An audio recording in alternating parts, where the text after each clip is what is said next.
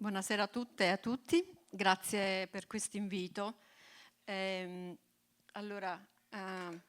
La questione che mi avete chiesto di affrontare questo pomeriggio è abbastanza complessa, quindi proverò a fare dei ragionamenti per grandi quadri, perché in 15 minuti affrontare un tema così complesso non è facile. Vorrei chiedere se potete avviare la prima slide. Io non le vedo? Devo mandarle io? Ok, benissimo. Allora, vorrei cominciare con questa fotografia, una fotografia che ho fatto 3 anni fa in una manifestazione antimilitarista del 6 giugno. E perché uso questa fotografia? Perché in qualche modo rappresenta un po' un percorso importante che i movimenti di protesta contro le militarizzazioni in Sardegna hanno attraversato, perché pone l'attenzione su un problema fondamentale, riflettendo su quelli che sono gli studi di Bell Hooks, sui problemi della didattica, ma soprattutto sui processi di colonizzazione, perché richiama l'attenzione sulla consapevolezza che corpi e territori sono indissolubilmente legati nei processi di colonizzazione. E dobbiamo, soprattutto agli importanti studi sul post-colonial e al transfemminismo, se questo discorso finalmente viene portato all'attenzione, perché tutti questi temi ci richiamano a un problema fondamentale che è quello della giustizia globale, e i temi dell'estrattivismo dei corpi e dell'estrattivismo dei territori sono al centro di questa riflessione. La Sardegna è stata oggetto, come altre isole, di un processo di estrattivismo importante che ha attraversato più secoli, e soprattutto a partire dagli ultimi 70 anni l'estrattivismo si è concentrato su quella che è invece l'utilizzazione dello spazio di questo territorio in un processo di militarizzazione. È un processo che ha riguardato non solo la Sardegna, ma migliaia di isole. Gli Stati Uniti controllano oltre 8.000 isole nel Pacifico, e non è un caso che il controllo del Pacifico sia storicamente diventato un punto strategico importante per gli Stati Uniti, per tutti i fronti di guerra che ha aperto nel corso dal dopoguerra ad oggi. Le isole sono fondamentali. Per quale ragione? Perché sono frutto di una teoria geopolitica sviluppata da John Dewey, che era il senatore americano che è dietro il primo accordo tra gli Stati Uniti e Italia, in quel famoso concept framework che ha portato degli accordi bilaterali tra gli Stati Uniti e l'Italia, e che ha regolamentato poi tutti i processi di militarizzazione del territorio italiano, in particolare delle isole. Perché cito questo documento? Perché è un documento fondamentale. È fondamentale in termini di regolazione di questi territori, ma è fondamentale perché noi ignoriamo il contenuto di questo documento. È un documento ancora oggi segretato, e sappiamo dai primi rapporti che poi sono stati pubblicati attraverso Wikileaks che il frame che poi ha accompagnato la Sardegna, la Sicilia, ma anche decine di altre isole, è andare a guardare quelle isole che sono conquistabili, perché hanno una classe politica fragile, perché vengono interpretate come poco coese al loro interno, perché ci sono enormi spazi a disposizione, e questi enormi spazi a disposizione diventano, diciamo, il percorso circolare attraverso cui la colonizzazione di questi territori diventa così fondamentale. Quindi le Concept Islands diventa la piattaforma attraverso la quale John Dewey designa un processo proprio di controllo del Pacifico e di tutto quello che comporta. E intorno a questo, già a partire dagli anni 50, viene costruito un processo di consenso. La costruzione del consenso su questo ha a che fare ancora una volta, con un disegno degli Stati Uniti in relazione all'opposizione che il Partito Socialista e il Partito Comunista Italiano avevano nei confronti degli insediamenti degli americani nel nostro paese, e quindi pensano bene di mettere su un piano di costruzione del consenso. E chi meglio della stampa è utile nel processo di costruzione di questo consenso? Dal nostro punto di vista il più importante quotidiano della Sardegna, l'Unione Sarda, gioca un ruolo fondamentale. accogliendo già nei primi anni 50 documenti scritti, articoli scritti dai comandanti militari, in cui raccontano in maniera molto esplicita la filosofia dell'island concept, che poi è estendibile. La Sardegna viene descritta come una piattaforma naturale in mezzo al Mediterraneo e quindi fondamentale per tutti quelli che sono i giochi geostrategici della Sardegna. E a partire da questo si costruisce quello che è la distribuzione delle basi militari nel nostro territorio. Allora, vedete, è una carta, la prima è una carta muta, però con tutti gli insediamenti principali. I primi due a essere costruiti sono il poligono del Salto di Quirra nel 1956, la base militare di Capo Teulada.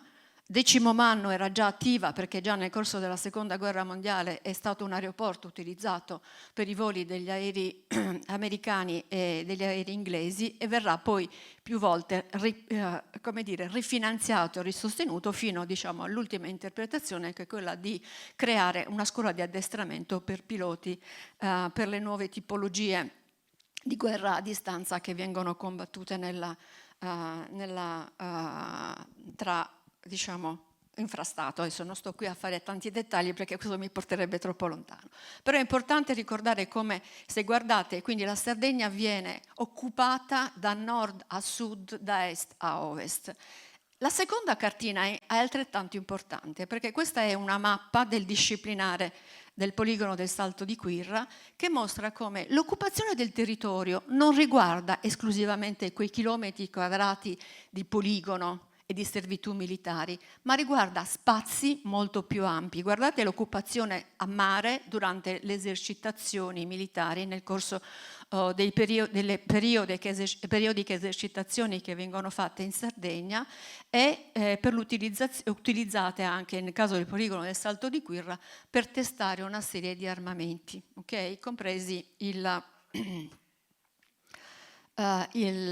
missili. E qui vengo alla questione del perché viene rappresentato in termini proprio di opportunità economiche. Soprattutto il poligono del Salto di Quirra viene raccontato dal quotidiano dell'Unione Sarda come un'opportunità importante di modernizzazione. Quindi i militari sono associati alla modernizzazione perché non solo ci portano un'occupazione, ma soprattutto la Sardegna è al centro di un processo importante che è quello della guerra missilistica.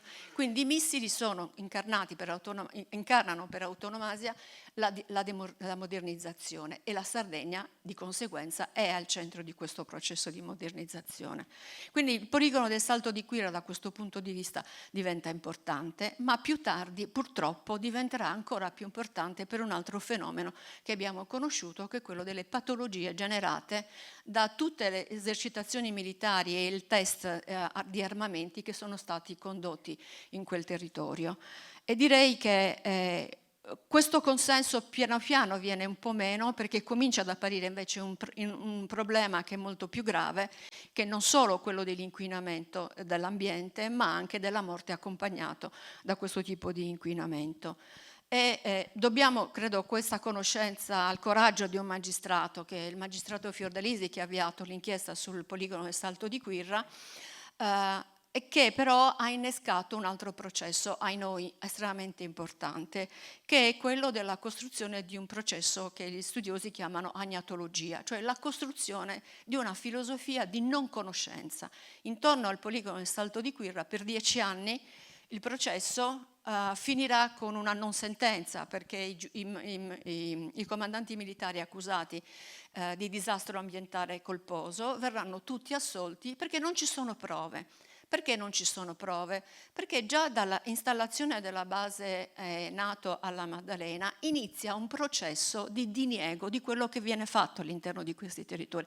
Noi non sappiamo che cosa viene fatto alla Maddalena, per anni ci diranno che non è vero che ci sono le testate nucleari, in realtà quando nel 2008 gli americani andranno via, nei tunnel di Santo Stefano si è scoperto che era un deposito dei missili Cruise e vi ricordo che la crisi Cruise nel 1982 In Europa è stata una crisi gravissima che ha portato poi a un importante movimento pacifista per vietare l'installazione dei missili cruise a Comiso, però quello che accadeva a casa nostra veniva totalmente negato.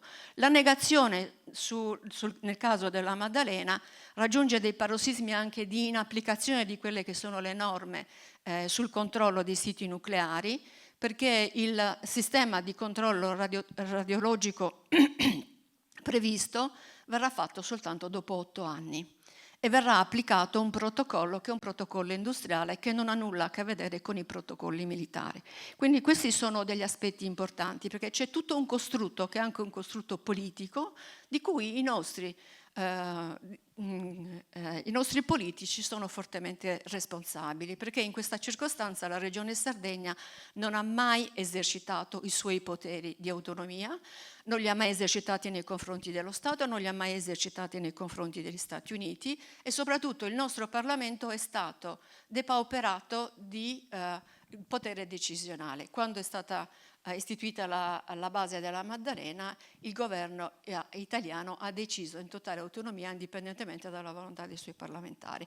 Quindi questo si è accompagnato successivamente, l'abbiamo visto nel corso del processo del poligono del Salto di Quirra, a una minimizzazione del rischio. Quindi tutto quello che è accaduto in quei territori, ancora oggi lo vediamo, tutto quello che accade a Capo Teulada viene minimizzato, non è importante, non abbiamo i dati, non abbiamo un registro tumori, non abbiamo delle informazioni che attestino che ci sia una correlazione tra inquinamento ambientale e territorio. E soprattutto i militari dal 2016 sono obbligati alla bonifica di questi territori. E cosa ci dicono? Dopo ogni esercitazione noi effettuiamo le bonifiche. Chi controlla le bonifiche? Nessuno. La Regione Sardegna ha un ente che si chiama ARPAS, che è l'ente per la protezione dell'ambiente, che non esercita il suo potere. Quindi noi crediamo alle dichiarazioni dei comandanti militari che ci dicono: signori, state tranquilli, tutto va bene. Tutto va bene, e siamo anche tanto bravi che noi vi restituiamo delle bellissime spiagge ogni estate, perché siamo generosi, le abbiamo tutelate per voi. Quindi si presentano anche come dei tutori dell'ambiente. Okay? Sono processi di greenwashing che continuano a narrare una storia che è diversa dalla storia reale. E allora cosa significa in questo territorio in cui le narrazioni sono queste, in cui dimostrare che effettivamente queste cose accadono?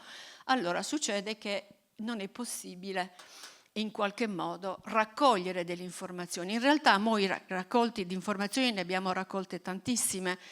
Sono state decine le testimonianze nel corso della... Sono un attimo indietro. Scusate, sto andando troppo avanti, vabbè, non importa. Volevo mostrarvi quest'ultima slide. Grazie. Dicevo, perché è importante invece monitorare tutto quello che accade, e l'azione civile da questo punto di vista è estremamente importante, perché dal 2014 c'è un ritorno di resistenza dei sardi nei confronti di questo processo di sfruttamento del proprio territorio, e resistere significa anche disobbedire. Ricordo a tutti l'importante lezione che Pratobello ci ha insegnato, perché la resistenza non violenta di Pratobello credo che sia stato uno degli esempi più belli della protesta pacifica e non violenta contro le militarizzazioni per tutta l'Italia. È l'unico caso di un processo di resistenza alla militarizzazione di successo, e questo secondo me deve diventare una lezione importante per tutti noi, perché esercitare pensiero critico nei confronti di quello che accade a casa nostra è estremamente importante, e soprattutto dimostrare che non è vero che le basi militari ci portano lavoro, perché l'occupazione creata in un posto come il poligono del Salto di Quirra, che probabilmente da questo punto di vista per i militari ha rappresentato il fiore all'occhiello, mediamente ci sono 150 persone occupate nella base del poligono del Salto di Quirra. E quali sono poi i costi per il nostro territorio? Questi costi noi non siamo in grado di quantificarli, perché chi è deputato a misurare e quantificare questi non lo fa e quindi non esercita il suo potere. Da questo punto di vista credo che togliere le basi alla guerra sia estremamente importante, perché sempre più il nostro territorio è il territorio dove si testano le armi, si esercitano gli eserciti, per quell'orrore che noi vediamo tutti i giorni nei nostri schermi. Grazie per la vostra attenzione.